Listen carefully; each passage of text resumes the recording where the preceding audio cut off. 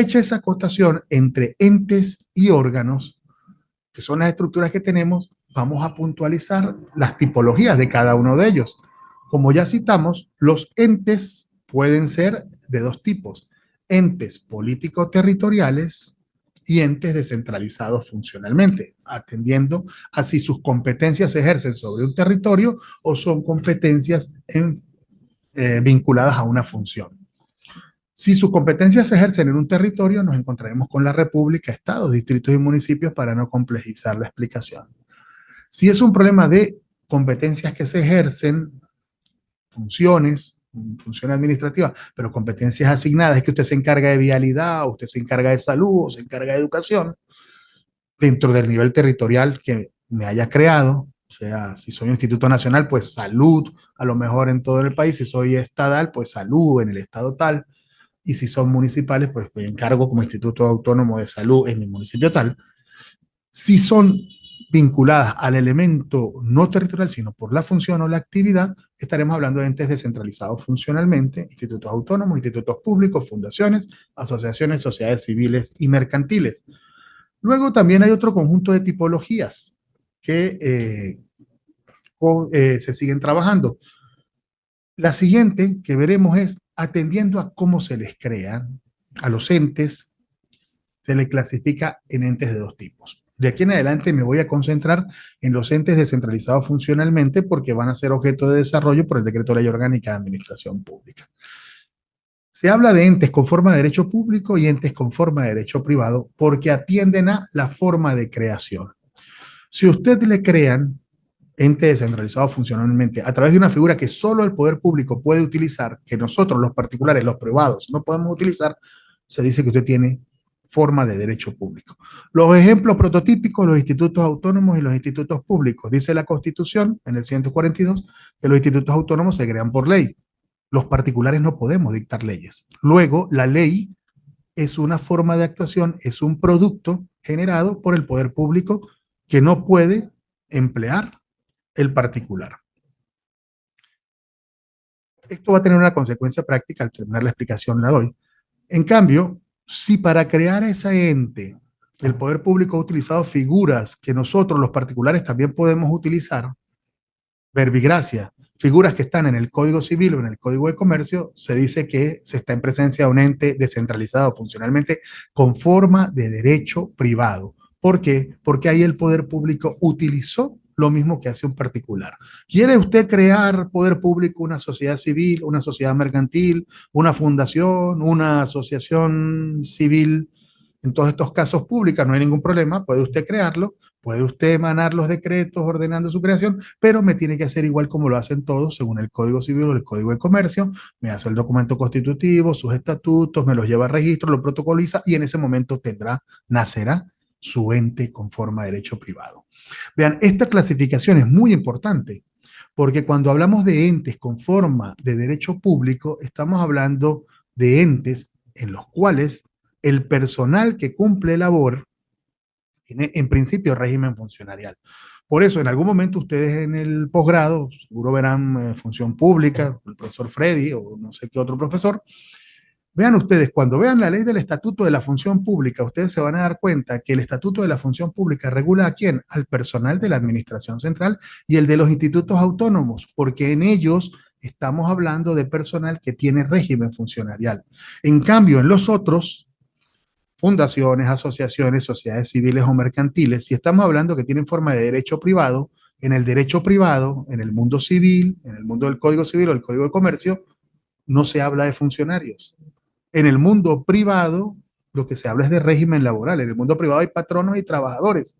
Por eso es que el Decreto de Ley Orgánica de Administración Pública sí se encarga de recordarnos que el personal que labora en estas instituciones, en estos entes descentralizados funcionalmente, tiene régimen laboral. Y esto es importante que lo tengamos presente. ¿Por qué? Porque aunque ustedes vean locuras como, bueno, pero yo conozco una fundación que dicen que son funcionarios. Pues permítame decirle, esas normas que han dictado en el marco del sistema de control interno de esa fundación están viciadas de nulidad, son violatorias de ley.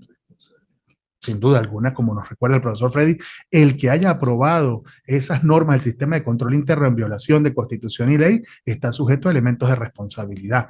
Es más, eso lo que demuestra es desconocimiento de la naturaleza de la institución, debilidad del órgano de control fiscal interno, unidad de autoridad interna, que no genera las alertas, y del órgano de control fiscal externo, que no genera las observaciones. Pero entonces vean ustedes la consecuencia práctica de cuando uno ya lo estructura con forma de derecho público, con forma de derecho privado. Consecuencia práctica, la estamos viendo aquí en el régimen. Y ojo, esto va a tener todavía una consecuencia práctica mayor. En algún momento, esa yo sí creo que estoy casi seguro que era también la del profesor Freddy, cuando estemos hablando de actividad administrativa, efectivamente, vamos a estar hablando de actos administrativos y actos de autoridad. Cuando el ente tenga forma de derecho público, instituto autónomo, institutos públicos, van a emanar actos administrativos, pero cuando tenga forma de derecho privado, siendo purista, se habla de actos de autoridad. Esto será una materia que seguro la desarrollará a más detalle el profesor, pero vean las consecuencias prácticas de tener la claridad conceptual de cómo se organiza la administración pública. Atendiendo entonces a cómo se creen entes con forma de derecho público, entes con forma de derecho privado. Luego, los que tienen forma de derecho privado, si ustedes ven el artículo 29 del Decreto de Ley Orgánica de la Administración Pública, donde está esta clasificación, todavía va más allá. Dice que los entes con forma de derecho privado, atendiendo a cómo se creen, al tipo de ente que se cree y a si vive de lo que produce, en otras palabras, a si se crea como una sociedad mercantil y vive de lo que produce, ese ente descentralizado funcionalmente con forma de derecho privado puede a su vez admitir dos subclasificaciones: con forma de derecho privado, con fines o sin fines empresariales. Será ente descentralizado funcionalmente, vean, ente porque tiene personalidad jurídica propia, descentralizado funcionalmente porque se le segregó funciones, competencias a la administración central y se le dio a esa nueva persona. Con forma de derecho privado porque se están utilizando figuras que están en el Código Civil o en el Código de Comercio. Con fines empresariales, ya te está adjetivando. ¿Qué cuento del Código Civil, mi amigo? Código de Comercio. Estamos hablando de que es una sociedad mercantil y estamos hablando de que vive de lo que produce, o sin fines empresariales, caso de las fundaciones, de las asociaciones civiles públicas, de las sociedades civiles públicas, incluso de las mismas sociedades mercantiles, si no viven de lo que producen. ¿Por qué esta subclasificación? Porque en algún momento, cuando ustedes vean presupuesto público, vean la Ley Orgánica de Administración Financiera del Sector Público, esta clasificación va a tener consecuencias. La administración central y las demás ramas del poder público, si estamos hablando a nivel nacional.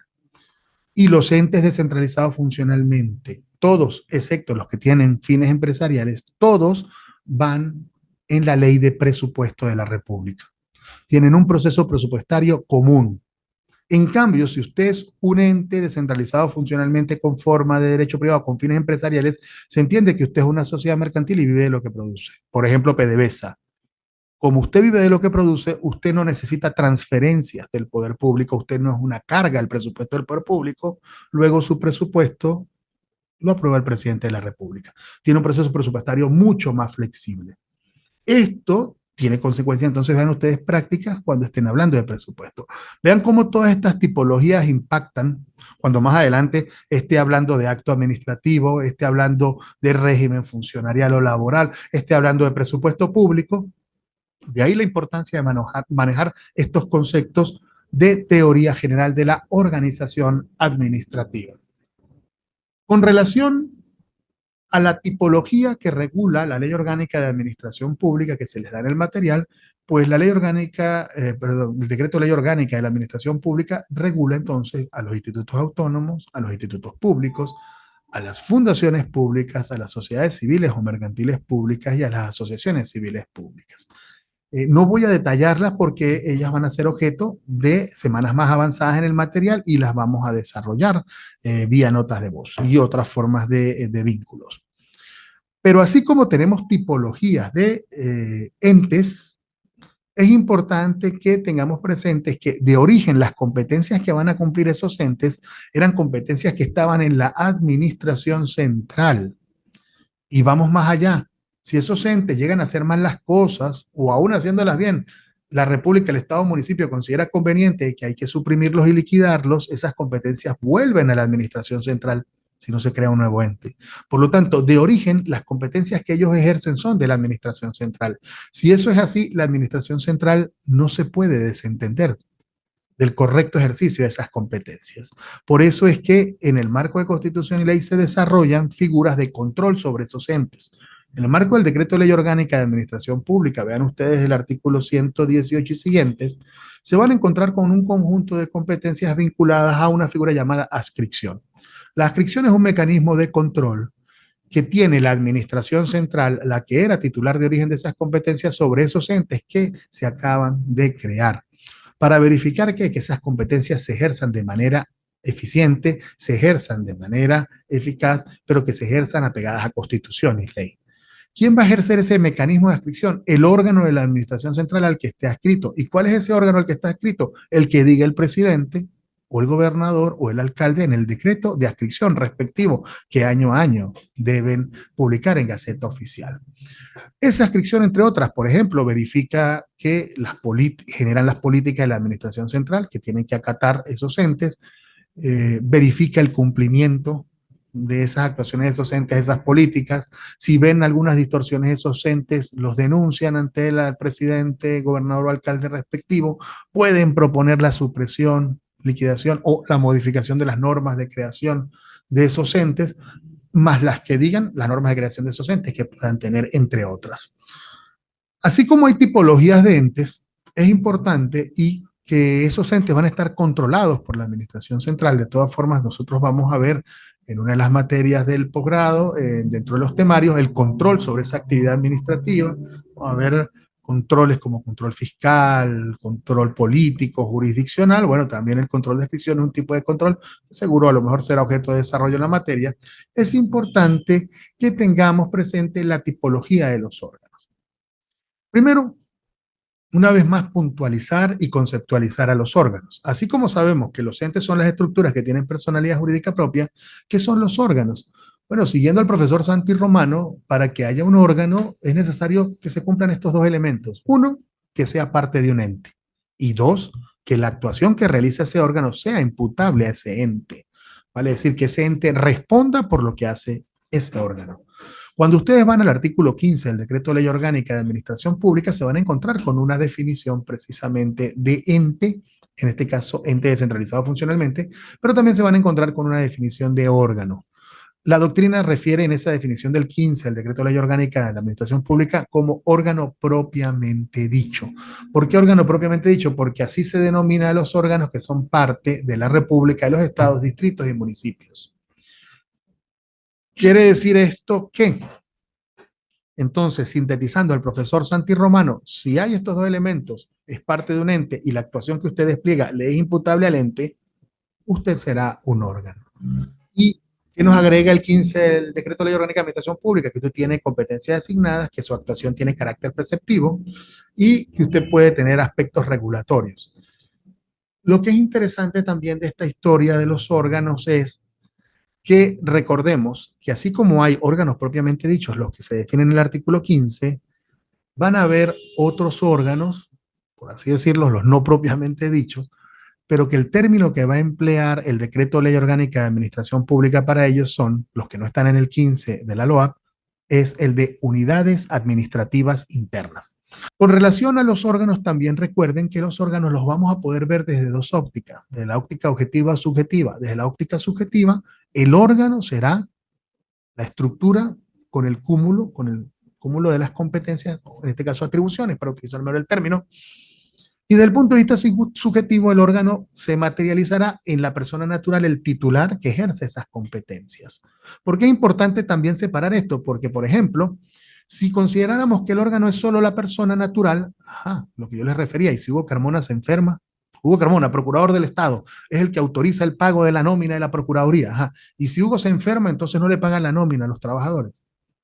Y si Hugo Carmona se va de vacaciones, y si Hugo Carmona pide un permiso, ¿no?